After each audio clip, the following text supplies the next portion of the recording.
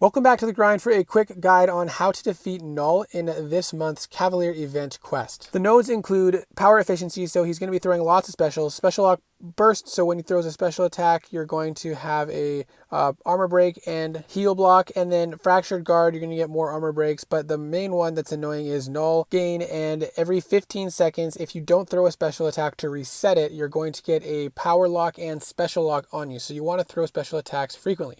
So this is a special one, and it's difficult to evade the entire thing, but if you block and get that first hit on you and then dash back, you will avoid the last couple hits. However, the special one does also trigger encroaching corruption, which on that timer will make you have reverse controls unless you are throwing a special attack when that timer ends, which we'll come back to. So other champions that you can bypass the reverse controls with is Professor X there. You can see it's active on him, but he didn't have to worry about the reverse controls, which is nice. Now, other champion choices that you can choose are Power Control, because he gets tons of special attacks, and that can be very annoying, especially because that means you're dealing with a lot of encroaching corruption.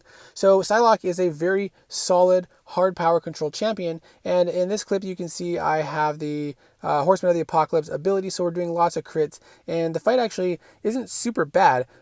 She does a great job about locking power down immediately, or almost immediately, I guess, once you get to their special one, and then you don't have to worry about pretty much anything else. One of the annoying things, though, is that at a certain point in the fight, you're not really going to be gaining power, so you cannot gain up to 2 bars of power, which is quite annoying, because Knull applies armor breaks to you, and each armor break reduces your power gain by 15%, and that can go over 100% actually, so that's quite annoying. But you can throw special attacks to remove some of these debuffs, and that will allow you to continue to gain a bit of power, but the problem is every 10 hits is giving you an armor break, and for a lot of champions, 10 hits is barely enough for one special one, so you're really stuck with your special one if that's the way you're going, if you cannot remove debuffs in another way. Now, you can also do this without the Horseman of Apocalypse ability, but it goes a little bit slower, and I did test that as well. But this clip here is once again showing with the Horseman of Apocalypse. Now, if you let him throw off the special one, even if you block it and dex most of it, you're going to get this encroaching corruption, and you can see that gray timer going around there.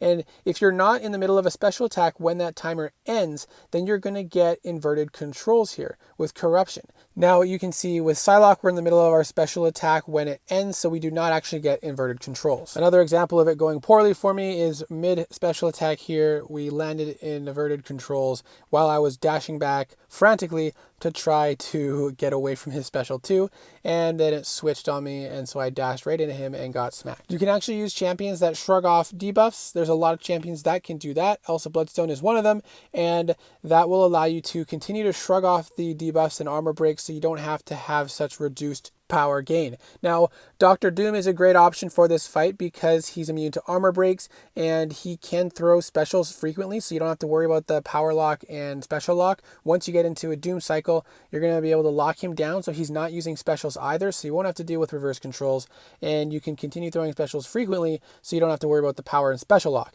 Now, Punisher is another good form of hard power control as well, because we're going to speed this up a little bit here. We're going to be doing a ton of hits into Knull. After we get our you see that orange circle at the top there into overcharge, we're not going to have to worry about him gaining much power. He gains power very slowly while we're in this phase, and we can throw special ones to keep it active longer and keep recharging our battery, or we can go up to the special 2 and then use that for a little extra damage. We got about 60 hits and over 30% damage without any special ones being thrown, so that's pretty nice. You can use any heavy hitter champions like Hyperion, Archangel. There's tons of options that just do a ton of damage as quick as possible, so you have to deal with less special attacks. And Archangel is a great option because also with the neurotoxins, you can bypass some of the other annoying mechanics in this fight, like the inverted controls that happen. So that is something that Archangel has going for him, and Cable is a good champion as well. Look, we're doing just like a few heavy attacks here, and then Knull is just kind of melting on his own there without too much difficulty. We can just kind of play passive,